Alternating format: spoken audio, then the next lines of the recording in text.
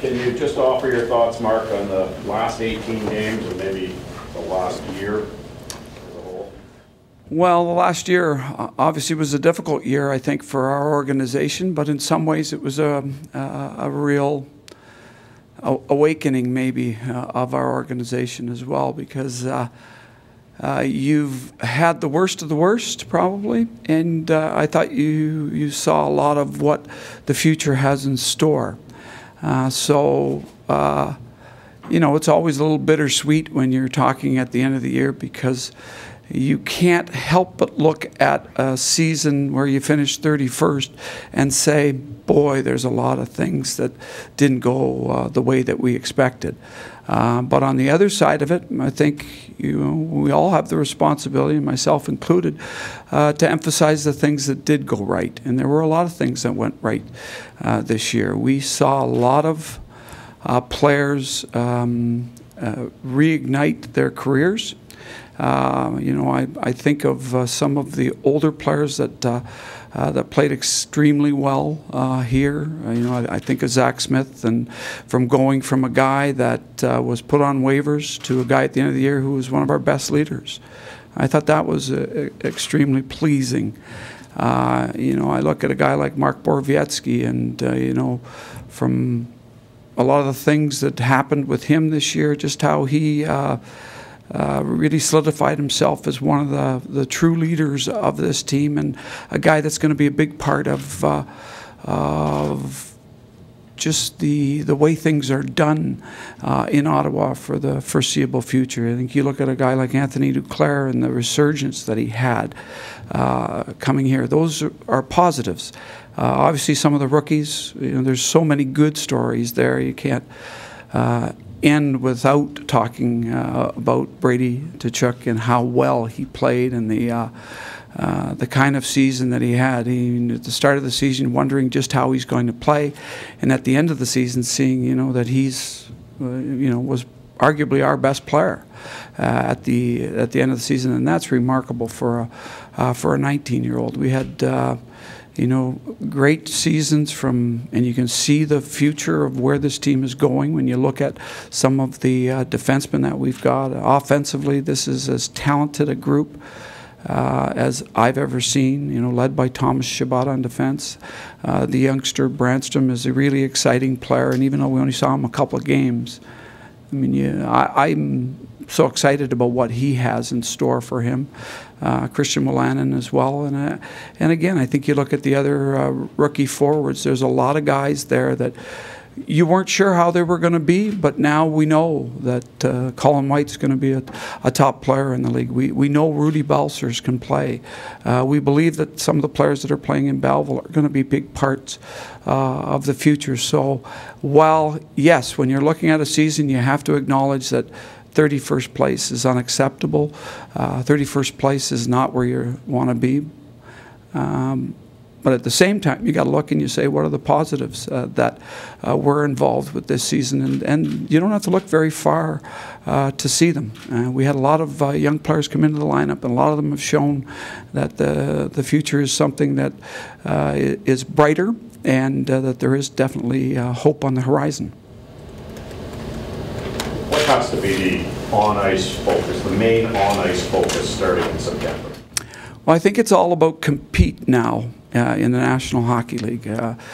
I've seen the league go from being a big brawny league to when the league was changed with all the rule changes that happened after the first lockout or the first work stoppage.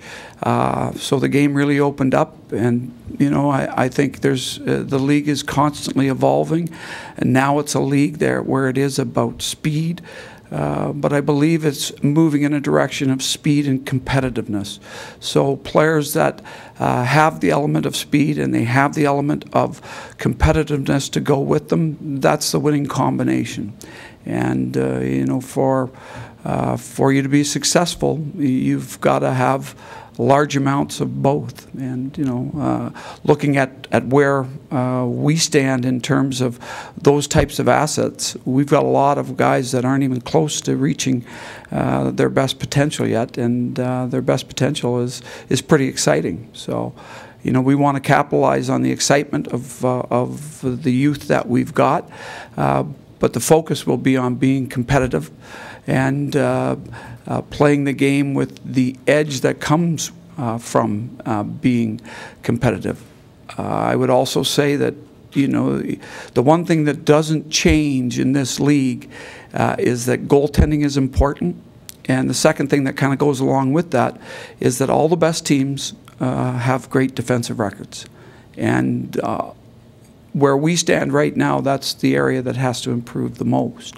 I believe you can do that. I believe you can do that probably a little bit quicker than trying to add the offense that's needed to win. And you know, that would definitely be the focus for the Ottawa Senators, is to make those improvements in both of those areas, in defensive play and competitiveness. Mark, there were no promises made when you took over the job on an interim basis. Given the number of openings in the league right now, would you like to see your own situation resolved as quickly as possible? And the second part of that would be, what kind of impact do you feel you were able to make in what is your 18 games, and were those 18 games essentially a job interview? Well, you know, I've been doing this job for a long time, and I know a couple of things. One that, and this one I learned very early on, is that every job in hockey is a great job. And I should know, I've held most of them, but at the same time, I've also recognized that the best job in the world of hockey is being a player. I can say without any hesitancy that the second best job is being a head coach, and that really came through to me in these 18 games. So just from the fact that the involvement that you have, the fun that you have, the energy that you've got, when I was doing this job, it was definitely something that I could measure. And at the same time, you know, I recognize that that this group is a group that's, I think, is destined to be a really good group. You know, I've had enough experience to look around and see the other things that I've watched when I have been going through this. This group reminds me an awful lot of the Los Angeles Kings when I was there. And I said, you know, one of the years in a postseason conference, that I thought that team was destined for greatness. And I think the same of this group. I really believe that this group has pieces much like what that group had. And you know, that group that, you know, that I had at an early age really showed signs of, boy, oh boy, you know, the best is yet to come. And I see that exact thing here with this team. As for, you know, how things will unfold here, I recognize that it's a process. I accept that it's a process. As I said, you know, I think this is the second best job in hockey, being a head coach. And yes, I would love to stay here, but I also recognize it's a process, and I accept the fact that the process has to continue. And you know, I'm willing to let the chips fall where they may. I'm what you would call a hockey lifer. So, you know, as I said, I've held a lot of jobs in hockey, and they're all great ones. So, you know, I'm very comfortable with where things are at today, and I'm very comfortable with where the process is heading. You sometimes say that, like, people can't change. Do you think in your, I don't know, an 8-year hiatus between being a head coach? Yeah, but I wasn't not but you weren't out of hockey. Yeah. Did you change in those 8 years? Absolutely. Step back? Absolutely. You know, the game is constantly changing. You know, we outlined some of the changes in speed and just how I think the edge of competitiveness is really starting to take fold in the league again. And I think, you look at the history of the game, the people that last are the people that recognize that you've got to change with the times. The one beauty of being in the game is that the players are always younger and more younger than you are. And so that helps to make you young. And you got to keep finding ways to relate to young people, and you've got to keep finding ways to get your message across. And that's where I've changed the most. That's where I've seen the most change in the game of hockey. And you've got a wealth of people in the coaching fraternity in the National Hockey League that have done exactly that. And the coaching fraternity is a small fraternity, but at the same time, the ones that last are the guys that continually evolve. And I think, to put it shortly, yes, I think I continue to evolve, and I'll continue to evolve. That's what you have to do. Basically, that's a life choice more than anything. Marc, as you're prepared for the process, have you been given any indication that Pierre it'll be a short term before you know an answer? Well, we're meeting with Pierre later this week. The entire staff is meeting with him. So that's where it goes from here. As to the length of the process or all that, that's totally out of my hands, and I'm comfortable with that as well. Do you think you did enough to show, like, I don't know if your record mattered a whole lot, but I guess how you made players play on the ice or how they performed? Well, again,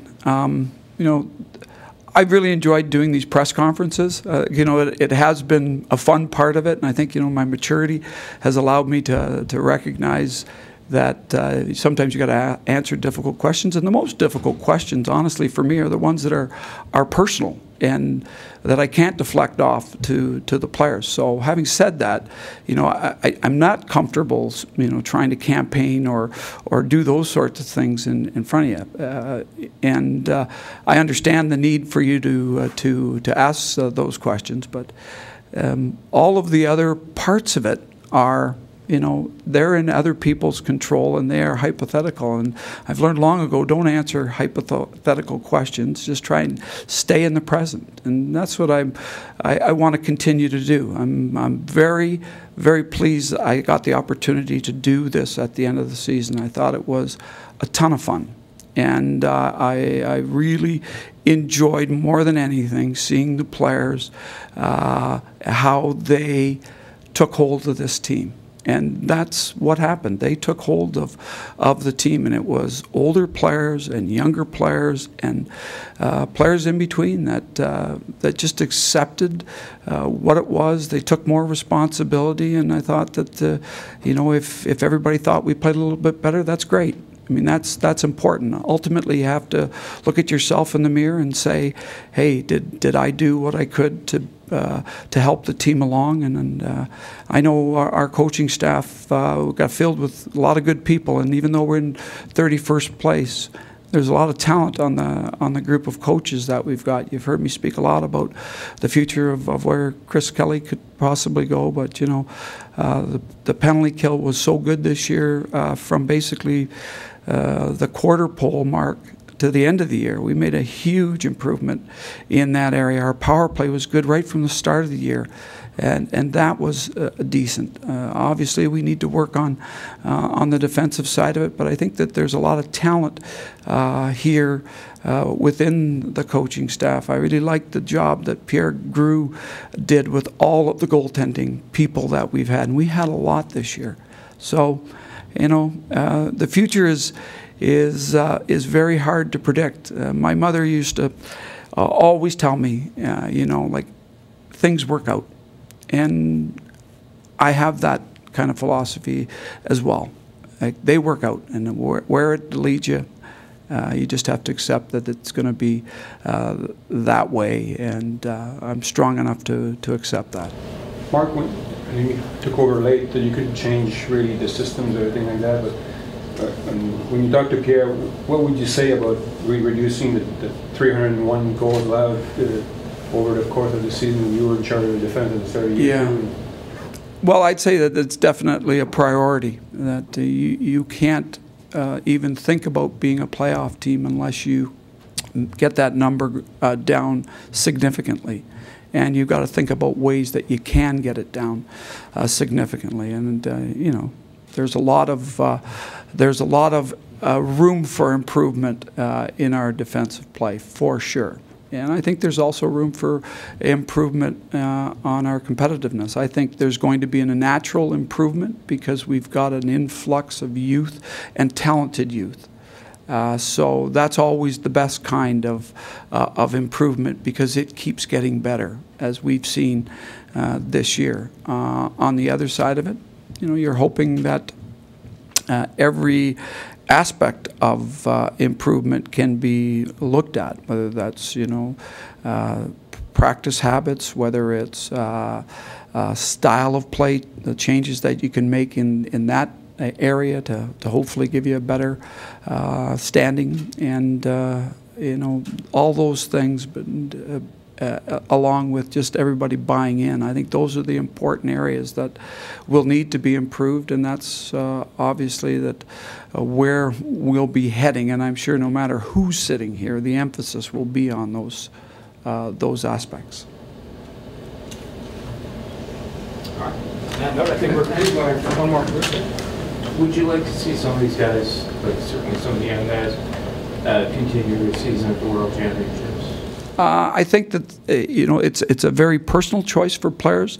For me, I love it when players play in the World Championship because what ends up happening is they're playing with other really good players in their peer group, and they're introduced to other guys and how they prepare for games, and there's nothing but good things I think can happen if players do that. Now, there's obviously reasons for players to accept or not accept. Sometimes it's injuries, sometimes it's the level of fatigue that they may be feeling at this point of the season. So I understand that there are reasons why players choose not to go.